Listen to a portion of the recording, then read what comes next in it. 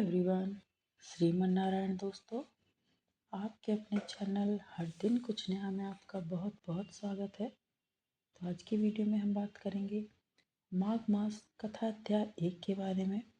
तो आज की वीडियो में आपको माघ मास कथा अध्याय 1 सुनाया जाएगा। तो चलिए वीडियो को शुरू करते हैं। एक समय श्री सूत जी ने अपने गुरु श्री व्यास जी से कहा कि गुरुदेव, कृपा करके आप मुझे माघ मास का महात्म्य कहिए, क्योंकि मैं आपका शिष्य हूँ।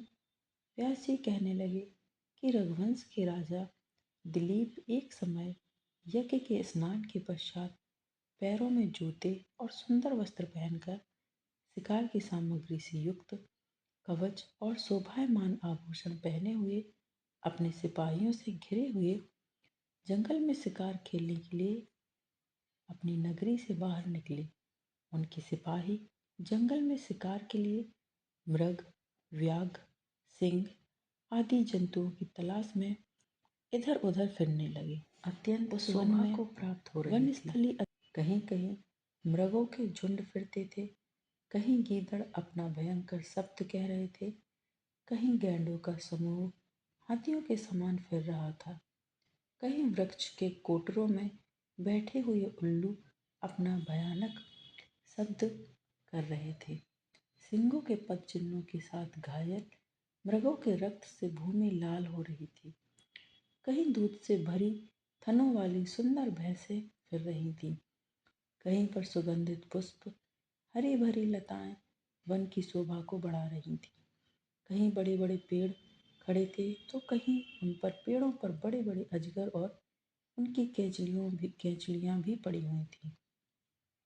उसी समय राजा के सिपाहियों के बाजे की आवाज़ सुनकर एक मृग वन में से निकलकर भागने लगा और बड़ी बड़ी चौकड़ियां भरता हुआ आगे बढ़ा। राजा ने उसके पीछे अपना घोड़ा दौड़ाया, परंतु मृग पूरी शक्ति से भागने लगा। मृग कांटेदार वृक्षों के एक जंगल में घुसा और राजा ने भी उसके पीछे वन में प्रवेश किया, परंतु दूर जाकर मृग राजा की दृष्टि से ओझल होकर निकल गया। राजा निर्जन वन में अपने सैनिकों सहित प्यास के मारे अति दुखी हो गया।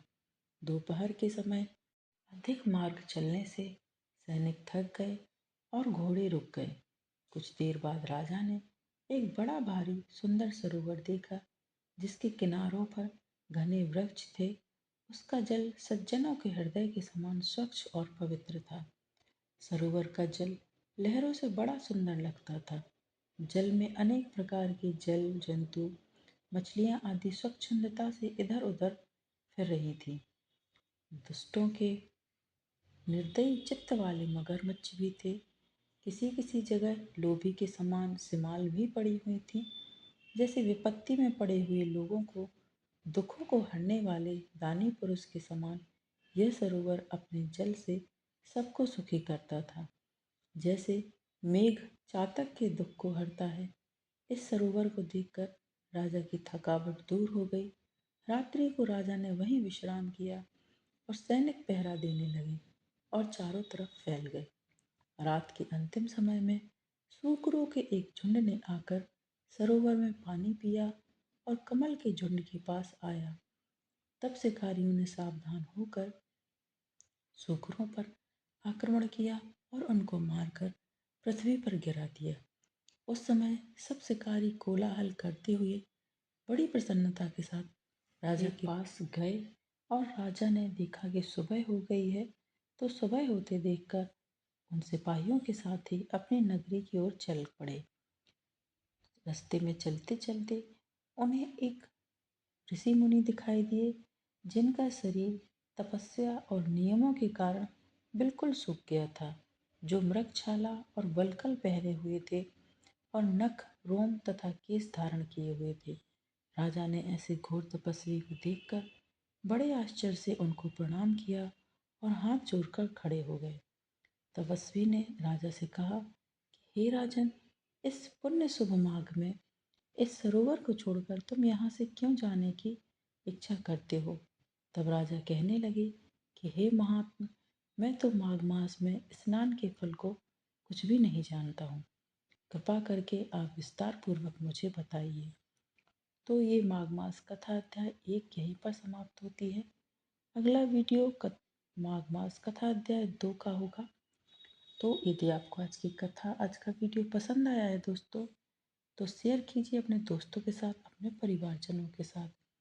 और यदि आप चैनल पर नए हैं तो चैनल को सब्सक्राइब भी कीजिए, साथ ही बेल आइकन को प्रेस कीजिए। इससे ये होगा कि मैं कोई भी वीडियो अपलोड करूँगी तो इसकी नोटिफिकेशन सबसे पहले आपके पास पहुँच जाएगी। मिलते हैं नेक्स्ट वीडियो में दोस्तों। हर हर महादेव, श्रीमन नारायण।